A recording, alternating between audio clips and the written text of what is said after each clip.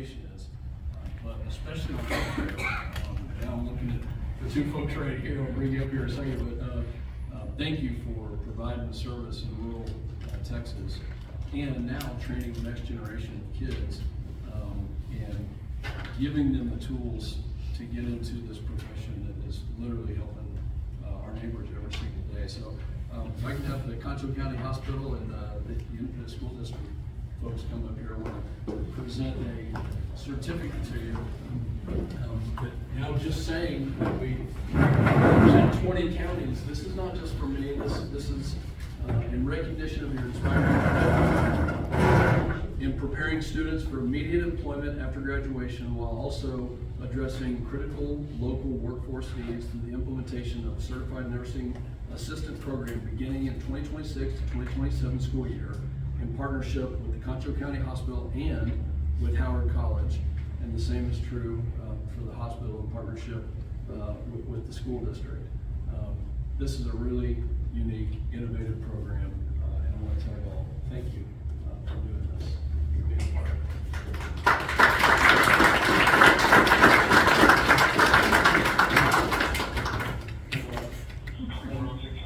Do you want to say anything about the program or about the ideas for it? I think it's a great idea. We're really excited to help the school district put this into place. I wish I had had it, 30 years ago, not to age myself. I think it's a great opportunity, especially in this community, for these kids to get out there and get that knowledge and give them a head start. We definitely got some good people into the healthcare system in itself. So I've got a daughter in high school as well that's going to be going through something similar to this as well. She's very excited about it. So it brings a lot of opportunities for the kids, especially giving them choices. Like you're talking about, because I consider, CNAs like that more than just professional, a lot of times it's all. So they're going to come and do hands-on technical training at the hospital in addition to schoolwork. We've actually a bunch of our outlying hospitals and needed stuff, especially like County, needed 3 different beds for them to use for their training. So it's a bunch of people coming together. Wow. I just want to say we really appreciate your recognition of this. It's really appreciate the school district for partnershiping with us and collaborating on keeping kids in our community and having programs for youth college here going in our community as well. We also have 2 other board members that are here today. Anita and Bruce have up to recognize. We've got 4 board members. That's impressive. Well, the school district and the hospital, yeah. We should have.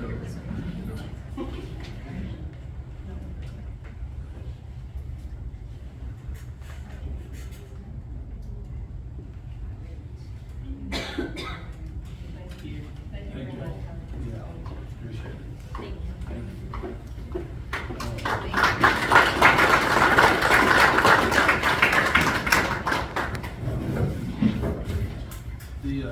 What a good crowd today, and I know there's never a good time. You took time off work to be here. The topics that I want to touch on today, I want to touch on just the political environment that we're in. This is an official town hall, so it's not a campaign speech. At times we've had candidates that come to these events. This is not a political rally. This is a town hall. I've done 100 plus of these since I've been elected. So I just want to make that clear from the outset. That when I mean the political environment, I want to talk about the divided nature that our country is in and give you my opinion and also what I'm doing as your representative in Washington, D.C. to vote on a number of things. But this is not a political rally. So I want to make that clear. When we talk about DHS, when we talk about the government shutdown 47 days into it, I'm going to give you some facts. I'm going to rewind the clock a little bit. I want to talk a little bit about Iran, and then I want to talk about some of the things that we've done for Concho County that in particular have been big projects here. So the shutdown of the Department of Homeland Security is incredibly disrespectful to our Border Patrol agents, to TSA agents, to ICE personnel, and I I'm gonna tell you some jobs that ICE does that you may not be aware of. To Homeland Security investigations, which deal specifically with child sex trafficking. How can my colleagues look themselves in the eye and say they went back and voted against HSI? It's literally protecting little kids in our country. After 4 years of a completely wide open border, where 10+ million people were let into this country illegally, now we see that there are two options. And yes, it is a divided environment right now. But I represent you to stand for the rule of law. If I don't like a law, which I have not liked many of them, then we change it. Do everything I possibly can to go up there and change it. To introduce ideas, to introduce legislation that makes it better for you, for my district, for the constituents that I represent, as well as, I think, for the rest of the country. As mentioned in the opening bio, that was really nice, thank you for that. I've passed more legislation this year than any other congressman, than any other representative. And in fact, last week, I passed another bill, and it kept the string alive of bills that are bipartisan. 100% of every bill that I've passed has been bipartisan. And we had 41 Democrats vote for my bill on Thursday. 41. That's not one or two. You guys set me up to represent this district. It's a representative form of government. It's a republic, not a democracy. We're a republic, representatives. And my job is to go to my colleagues on my side of the aisle and the other side of the aisle and explain the legislation that I believe is good for this country, it's good for this district, it's good for our government, which is what I've done. And these bills have continued to pass in a bipartisan way. But yet when it comes to the funding of DHS, we have two choices here. And I went to the board in 2021, and in 2022, and in 2023, and in 2024, and I saw kids, 2-year-old kids, in the bushes, left for dead by traffickers, by cartel-affiliated people. This is not hyperbole, this is not a made-up story. I was in McAllen, in Laredo, in Del Rio, all up and down, in El Paso, with my own eyes, seeing the trauma and the damage that happened to our country. Because we had an administration that refused to follow the rule of law. On January 21st of last year, 2025, not a single law on border enforcement changed. Not one. Not a single law. And now we're 8 months in, and not a single person has been released into this country who is illegal. Not one in 8 months. Now, I am all for immigration reform. We need to have immigration reform. 100%.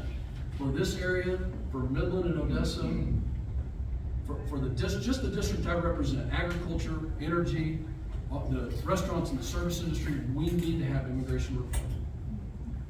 We do. But what I can't take is people who are now saying that President Trump has somehow done something wrong when he enforces the laws. No, he's enforcing the laws. Where were the No King parades in 21 and in 22? Where were those parades in 21 and 22?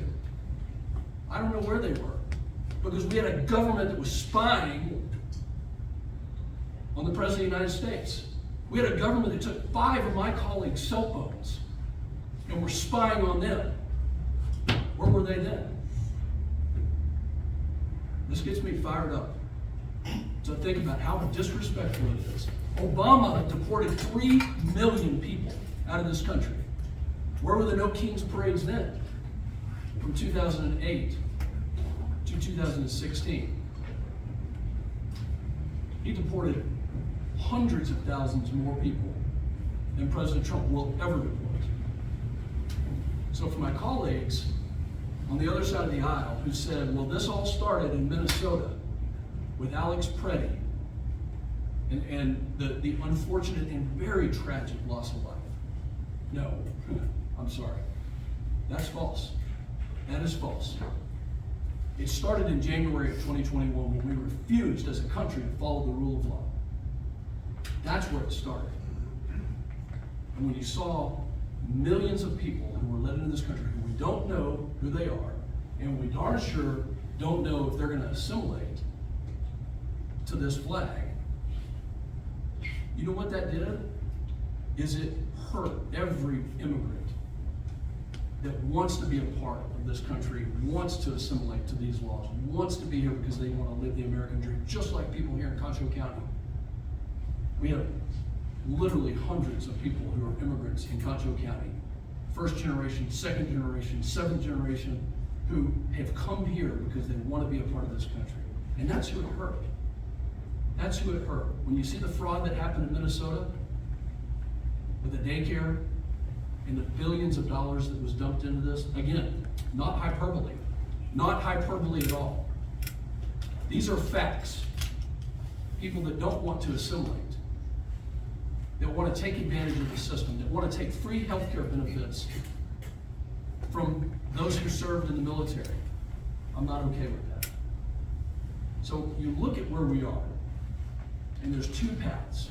One, we follow the rule of law, and if we don't like them, then we change them. And then the other thing that is being suggested, which is a 47-day shutdown to not pay ICE, to not pay DHS personnel, to not pay Customs and Border Protection or Border Patrol, and a complete obstruction of what this country stands for. Complete obstruction. I was there in 21 and 22 when Democrats had complete control over the Senate, the House, and the White House. I did not like a single funding bill that President Biden brought forward. I didn't like a single one, but we didn't stand in the way and not pay our military or not pay those officials that are working. We didn't stand in the way of that. We funded the government. I would really like to see the funding of our government officials be taken off the table as a matter of political hostage taking, which is where we are. Let me read you a couple of things that ICE does, because let's just set the record straight for who this organization is. They combat transnational crime, human trafficking, and child exploitation. Specifically, they are the ones that investigate the criminal enterprises that engage in a broad range of activities, including narcotics, smuggling, human trafficking, gang violence, money laundering, and other financial crimes, intellectual property theft, and customs fraud. Our customs agents who are at the border right now, it's not just about the criminals, the people. You know what else they do that's really important to Concho County? They make sure that livestock don't come into this country that are infested with screwworm. How important is that to us right here? To those that have sheep and goats or cattle or wildlife for hunting purposes. That's really important. And these are the people, yes, some of the law enforcement agents, some of the customs agents and the ICE agents are getting money from what we passed in one big beautiful bill last year. Some, but not all. And that money was intended to provide technology and upgrades to the resources and the training that DHS personnel have. So these are the choices, and we are in a politically divided world right now. But I don't know that I have anything in common with somebody that would obstruct the rule of law. That can't even have a conversation about these things when I've been there myself.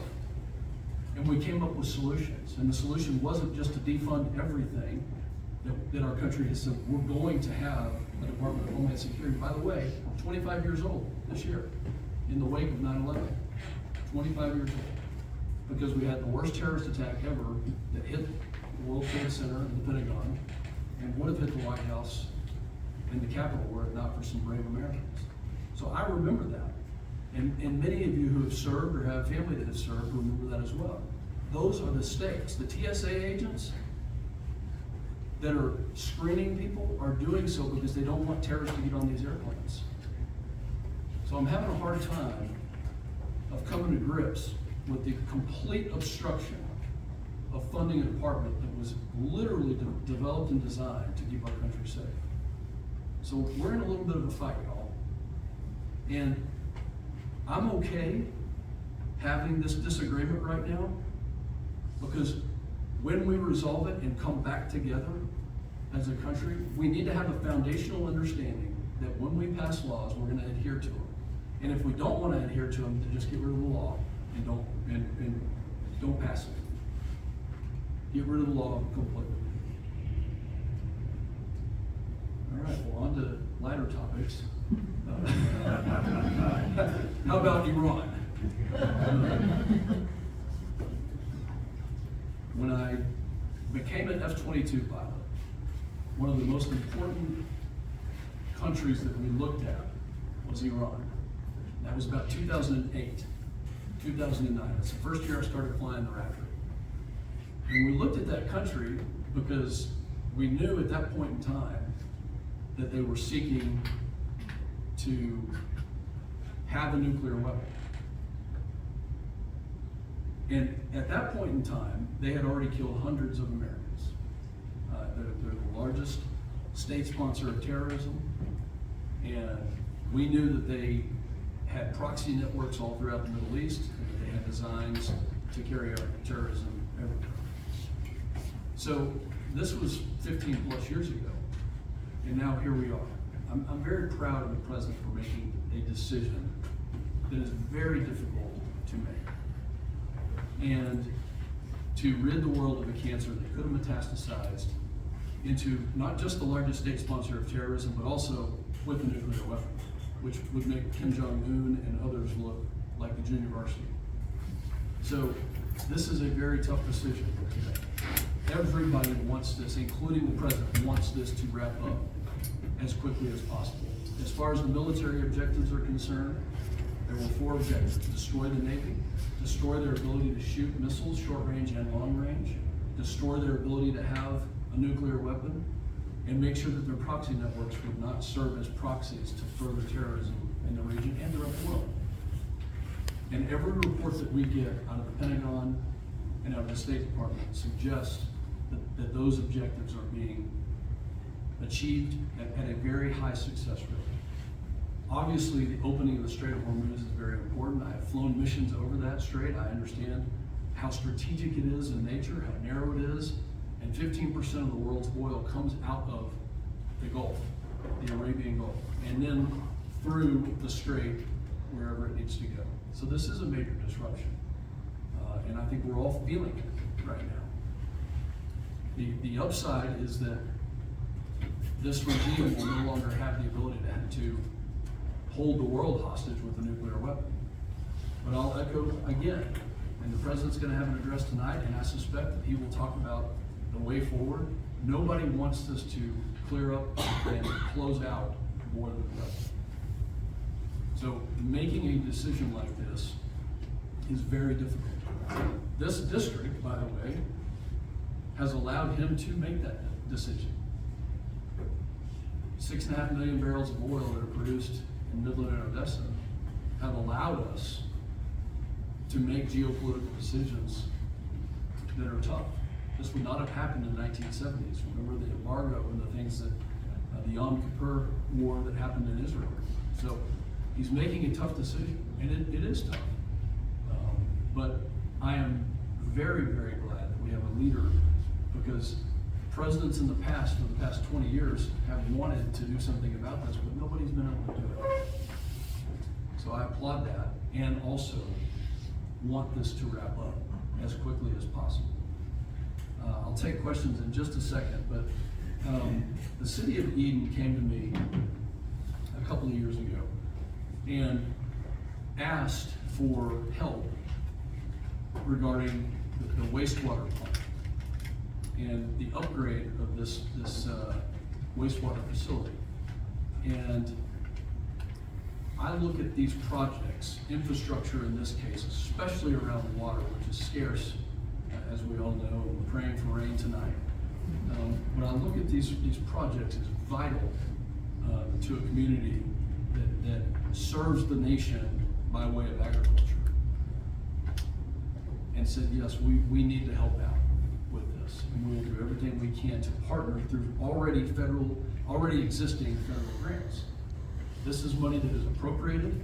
It's not new money. It's money that's already appropriated to fill in these programs that have been identified. And this was one, and it fit and it matched. And I'm proud to report that we were able to pass 11 of the 12 appropriations bills, including the umbrella bill for this wastewater pump last year.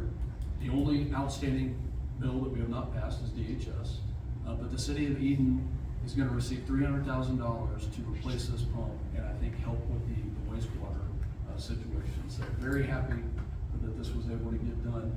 And that's the thing I want to leave you with before we get into questions, is that I don't shill for anybody. I have my beliefs that are rooted in being raised here. That is aligned with a party, but it's much deeper than that. It's about going and being a representative for this area that does something that is very special. Whether it's agriculture, or energy, or a military base in San Angelo, the most special thing is the way that we raise our families here. It's the community, and it's you all that I get a chance to represent. So we go up to DC, and my office, my staff, help me every single day to remember exactly why I'm there, who I'm representing, and what we want to do, what our initiatives are. And that sometimes means that we're in direct alignment with the president, and it sometimes means that we're not.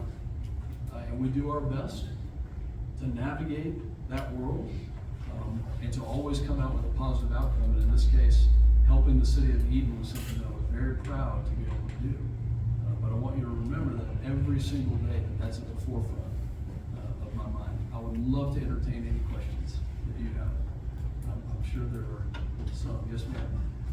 I have a question about raising the federal minimum wage. It is now $7.25 an hour, has been for so many years. And the cost of living has gone up. We all know things are more expensive. And many people who are working at low income levels cannot afford basic things like rent, groceries, utilities. What can you do in Congress to help those people? The issue of raising the minimum wage and government involvement is aligned, I think, on the political level, generally speaking, with the two parties. My belief as a conservative, as a fiscal conservative, sometimes departs those two parties' individual beliefs. But I would rather see our economy have a strong foundation where there's very little government interaction, where we don't overregulate, like we just came out of a 4-year period where we did overregulate everything, including energy, including building codes. One reason houses have been more expensive was because the federal government wanted to get involved in every little detail of building codes, which I disagree with. And I think that we are still peeling back some of those layers of regulation. I don't know that the federal government setting a minimum wage will actually, at the end of the day, help or raise that minimum wage will actually help. I think that a free market system will better address it if the government can do its job to set a strong foundation. Okay, to follow up, if you cannot raise the income of people, what can you do to help lower the cost so that all this? Thank you. Great point. As the leader of the largest committee on Capitol Hill, 3 things have come to mind when you say this. And this is the framework that I released. It's publicly available. You can see this everywhere. We have 100 different bills that fall into the category of housing, healthcare, and energy. And specifically on housing, we have ideas on how to make housing more affordable, how to lower the age. The first-time home buyer, average age 41 years old. That's not the American dream.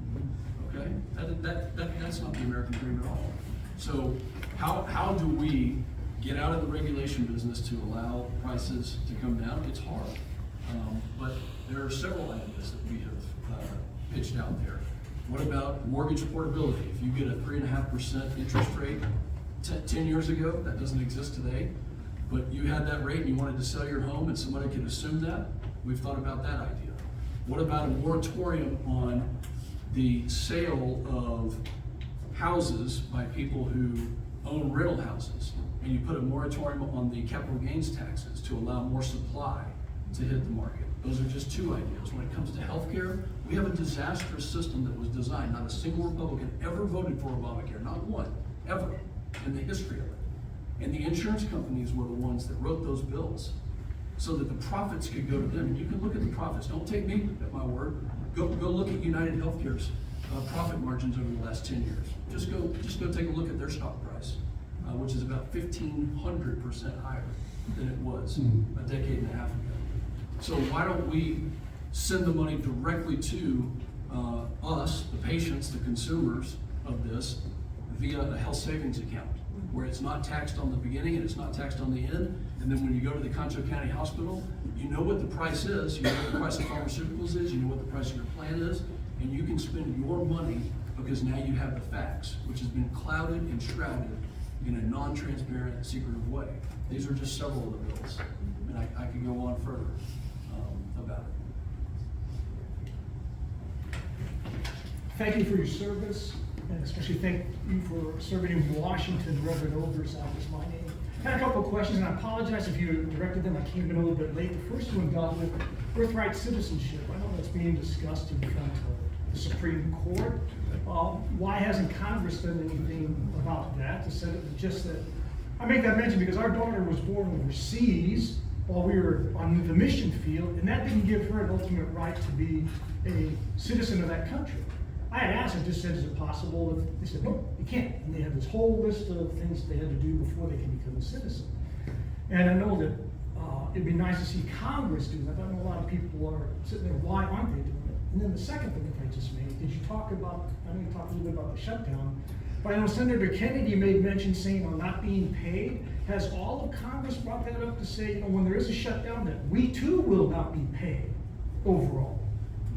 No, they haven't, and I'm in favor of that, and that needs to be the case. Yeah. That is why, and you did miss, I think, my opening statements about how disrespectful this is. Because if you feel that willing to shut down the government, you should not receive a paycheck, 100%. Nor should your staff. And it needs to have real consequences. And I would go several steps further on that, but I want to take that off the table. And there are bills that are out there to say we're not going to hold hostage the good workers of this government who, of no fault of their own now, because they've signed up, whether it's DHS or some other branch, the military, which I was there when we had shutdowns in the military. They're being held hostage. On the issue of birthright citizenship, we'll see what the Supreme Court says. They've heard the arguments today, and I think also you might have missed the immigration reform, which I am pro-immigration reform. It should not be such a lengthy and cumbersome process. We have good people who want to come to this country, who want to work, who want to add to the economy, who want to assimilate for one reason or another because they know this is the best country in the world. And when they have kids here, they should be citizens, doing it legally. And that is the important part. Our immigration system changed drastically from 21 to the end of 21. It changed because we didn't adhere to the rule of law. And that we're gonna have to deal with that for a long time. But there are many people in this community who came here and have gone through the process legally and have had kids that want to be Americans, that are Americans now. And I think that's a really important thing to keep in mind. But the rule of law needs to be abided by, and if we don't like the laws, we need to change it. Just to follow up then with the birthright, if the Supreme Court votes against President Trump, then will Congress step in to say, let's fix it? this is what I'm arguing for, is that we have to. And we've always said, okay, well, and there are several good immigration reform bills that are out there. This is not a partisan exercise.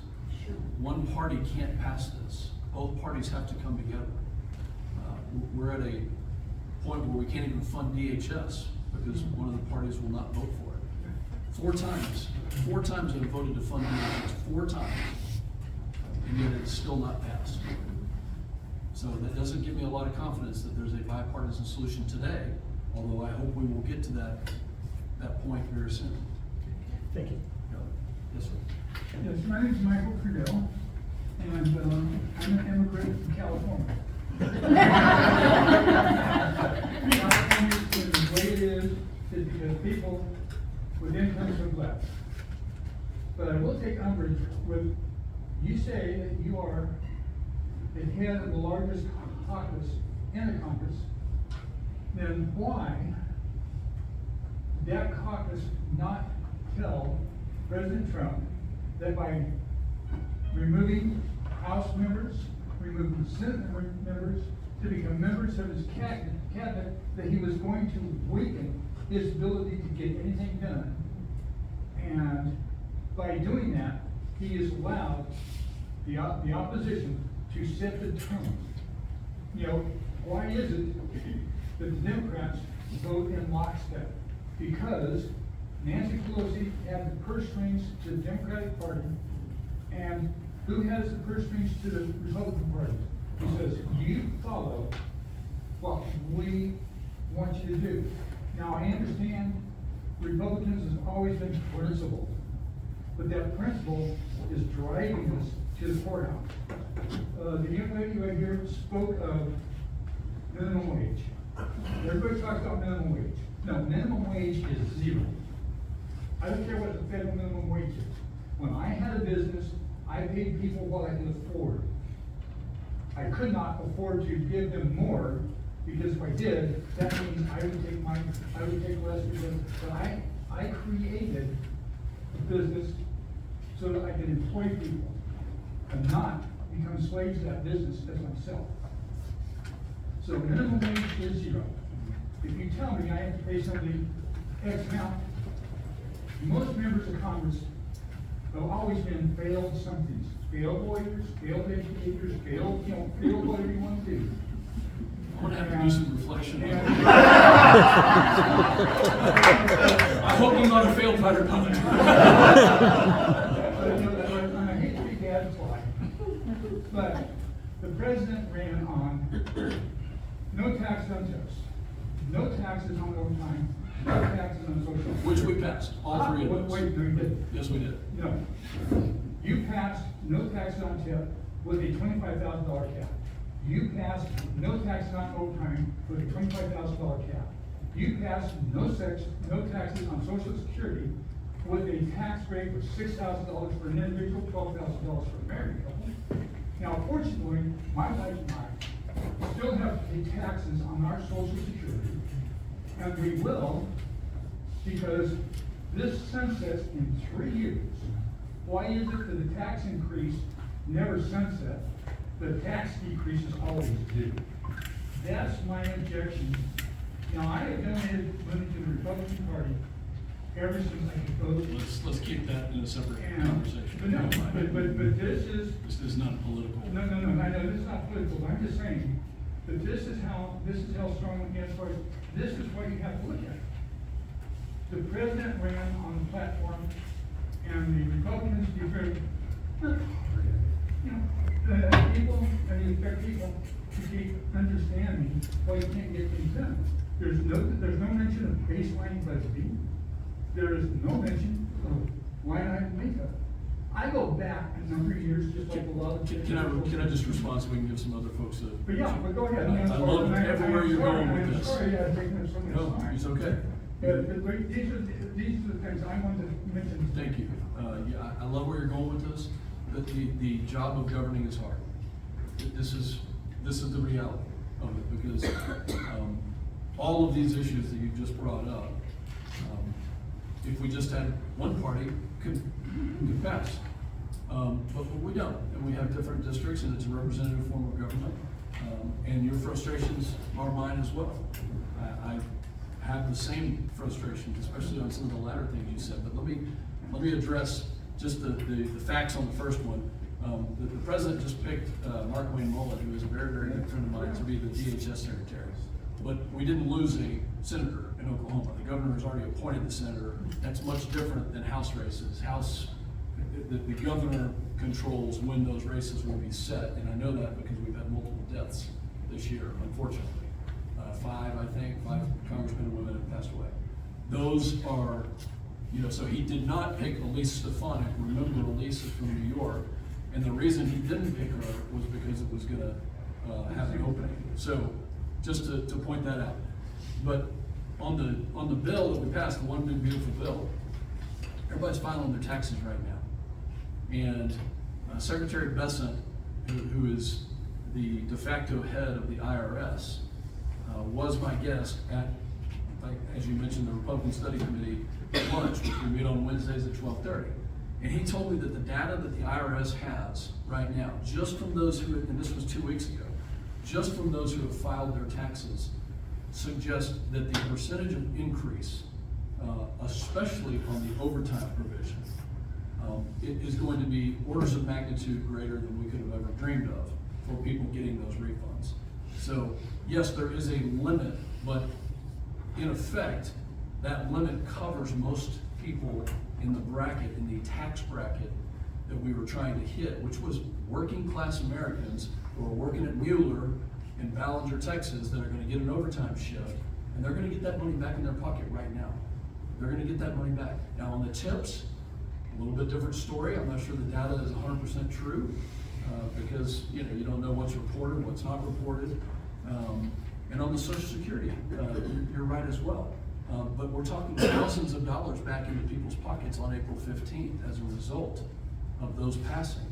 There is a cost that is associated with that, because the Congressional Budget Office scores things and said, okay, if you do this tax break, it costs this much for the country, which I vehemently disagree with their modeling, and we fight them every day. But in general, please know that we are fighting for lower taxes. Let me mention one more that's very important in Concho County, because I've stood here in this room now for 5 years, and you've all told me that the death tax is unconstitutional. Okay, I believe that.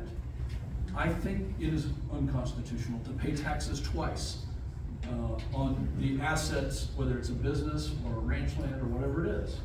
So the exemption for the death tax as a married couple was $12.5 million. And that was going to expire on December 31st of this past year, 25. And it was going to go to zero. There was going to be no exemption at all. And we doubled that, and there's now $25 million for a married couple, which, that's a lot of money. That's a ton of money. And that is permanent. That will not end. So there are some that sunset, but that one we fought very hard for, because it also covers business. I'll give you just a quick reply, and then I'm up here. So, no, the reply is, when Social Security was put in 1936, there was a fight about putting it in, but it was not taxed.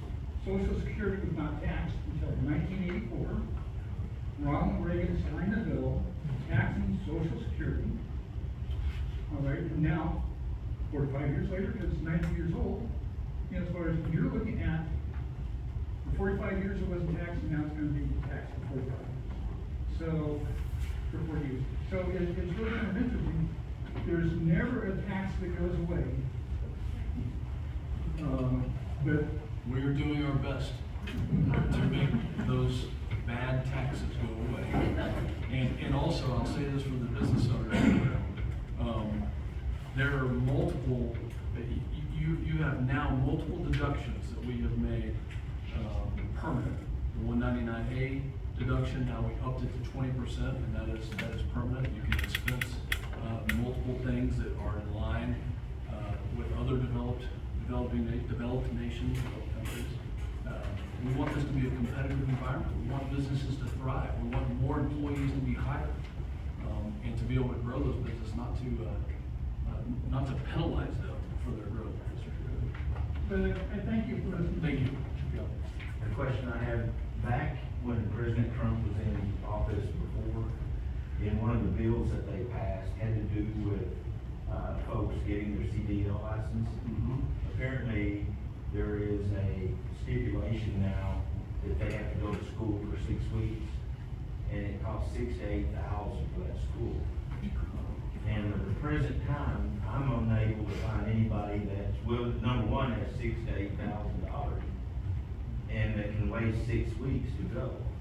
Where before all of this, it was just a matter of taking a test like you do for every driver's license, doing the driving test, and you get a license, provided you had an employer that was willing to let them drive a $150,000 truck to do it. So what I'm asking is if possibly there's a chance of us looking at that, just because what we're seeing now, there's less and less trucks. You wouldn't think that, I've been in Dallas, you wouldn't think that watching Dallas streets, but for out here, it's just like, we have a wheat crop coming. And I'm having trouble finding trucks that's willing to haul grain to Houston or San Antonio or Dallas or anywhere. They're just not out there. And the biggest issue is there's just no drivers. So let me do some research on that, because the biggest topic on CDLs right now really is revolving around whether or not somebody speaks English. I understand that. And I'm not, I need to do some research, and Karen and I will look at that and see what we can do to advocate. Yeah, one other thing. This has to do with IRS Code 180. There's been, and I've actually done this, and I'd just like for maybe Karen or somebody to double check this, but apparently now, there's been a law since 1969 that you're able to depreciate nutrients in your ground.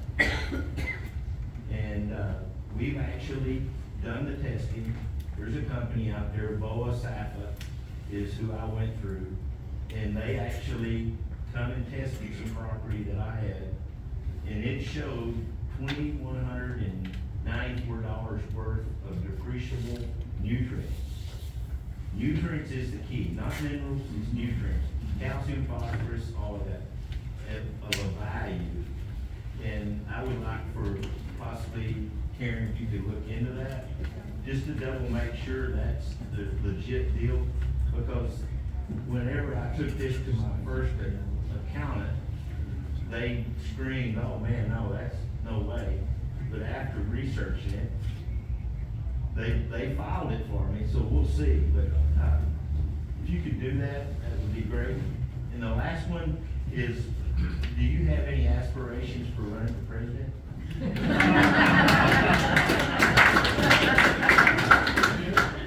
No.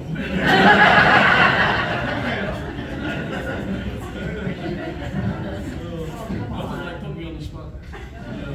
You know, if you think about as many presidents we've had from the state of Texas, that's gotta say something. We've had a couple, we've had, thank you. Let me mention something to get on that subject, and on the other.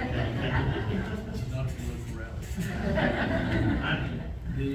Something that's important to us right now, that, you know, when you mentioned CDL, and, you know, the big topic around that is whether or not you can speak English, and read the signs. And, we're again at a crossroads here where, let's just use some common sense.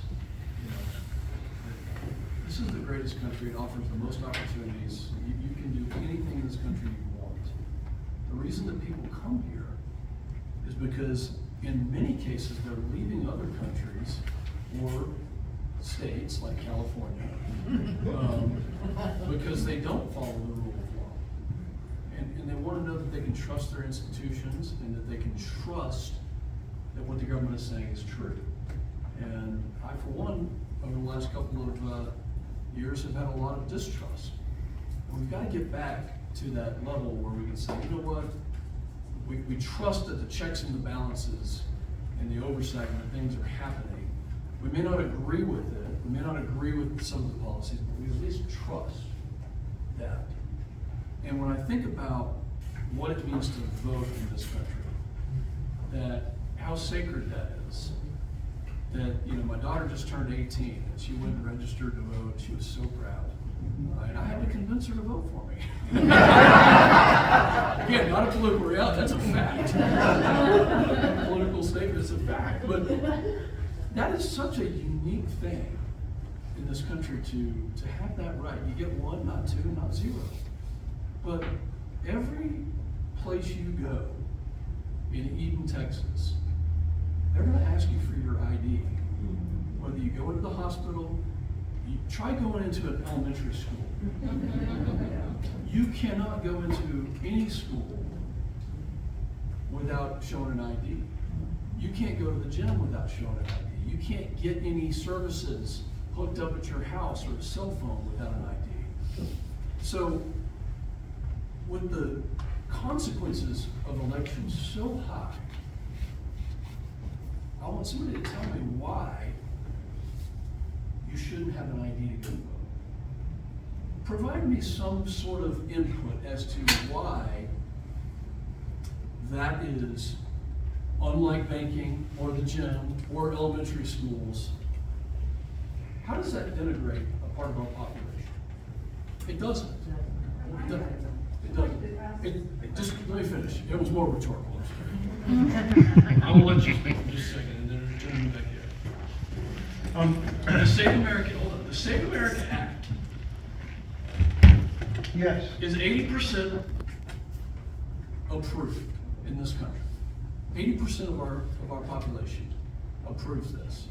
Yeah. Give me a second to finish my statement, and then I'll let you say it. So, what that requires is that when you register to vote and prove that you're a citizen, you already cannot vote in federal elections if you're a non-citizen, okay? But in some municipalities, and let me just mention a couple to you, some cities in California, which this gentleman is aware of, the District of Columbia passed a provision, New York City, Manhattan passed a provision to allow non-citizens to vote in their local elections. So, why would our country not say when you register to vote, prove that you're a citizen, and when you go vote, like the state of Texas does, show me your ID? That is common sense. That is protecting 250 years of a legacy to ensure we have 250 more years that we can trust our government, that we can know we have faith that the institutions are right. I'm going to let this gentleman right here talk. No, the issue isn't showing ID. It's not? No, it's That's not. what The Democrat colleagues are saying. the issue is if you are a woman and you have married, Oh, no. no. and then you go, how are you, it's going to take time and money for you to prove that you are a citizen because your birth certificate does not match your current last name. Can I pause right That's here? it. That's Can I it. ask the county what they do about that issue? Let me just ask the county real quick, what they do about that issue. So, is it assumed that somebody is a citizen? Normally it comes out of the clerk office, but it doesn't take a whole lot to show your maiden name, your birth certificate, and then give you an award. Okay, but I need. This is pretty normal. Well, that's If you need a passport, you gotta show the same I thing. don't have a passport. But you have to show the same I've been thing. voting for more than 50 years, since 1972. And when I first voted, I was single, I voted with my, maiden name. But then I got married the next year, and for more than 50 years, I've been voting with my married name. Yeah. You have a birth certificate? Yes, I If did. you have a birth certificate, you're good. I have my birth certificate, it's on the same name that's on my driver's license. Right. But you have transfer of that name Yeah.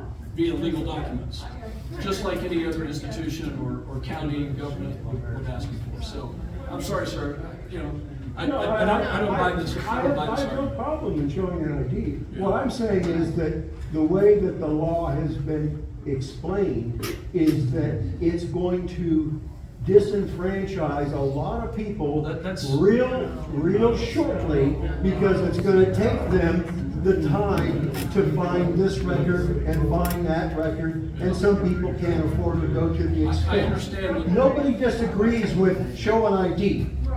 Right. But there's a difference between that and proving citizenship for a lot of people. It's not hard, and MSNBC does explain it like that. And that's, oh, I'm sorry, ma'am, I'm sorry. But that's, it's not hard. And you have to show a birth certificate in many different instances of applying for different things like a passport or other All right, services. Fine. And And a driver's license would be if you're another gonna, example. if they're gonna, if you're gonna do something like that, then let's say, all right, let's have this done in 4 or 5 years. Let's give people some time to do it and not run it up right up against the election that's coming in the fall. That's the problem. What the president wants to cause chaos with the election. That is the point. And That is the point. I believe that. No, I'm gonna go to this lady right here, I'm sorry. I'm not done yet.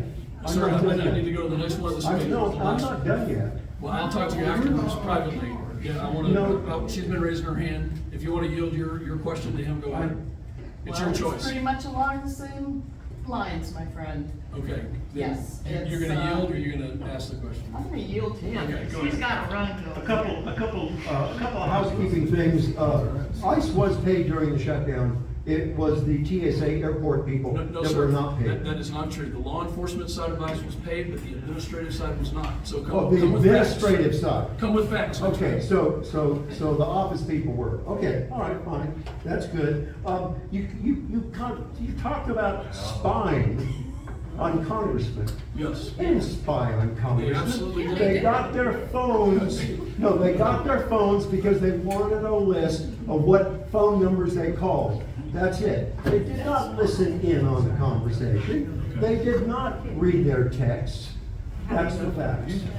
You talk about the rule of law. Let me just set the record straight here.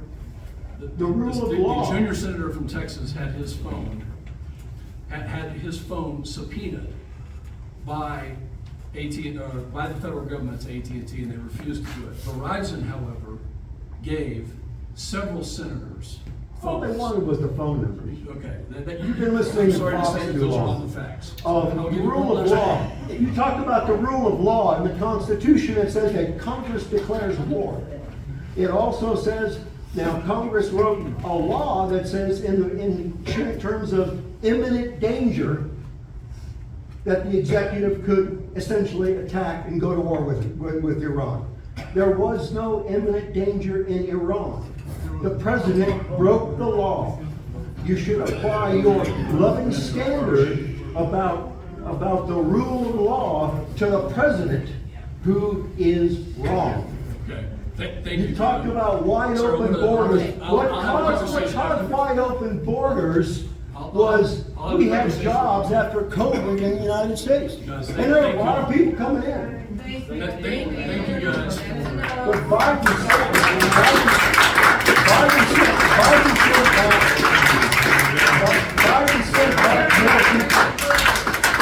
Biden said that more people in the Mexico than the others. All right? Sir, we will have a conversation with you afterwards, but I Well, want I think that you need to look at the Constitution. Also, I invite everyone here. Guys, thank Go y'all for ahead. what you do in Look Metro it up. County. Thank you for sending me Look it to up. DC to represent you. It's an honor to be back here, and I specifically want to thank the hospital and the school district and Howard College for working with you. Have a happy Easter, God bless. Crystal.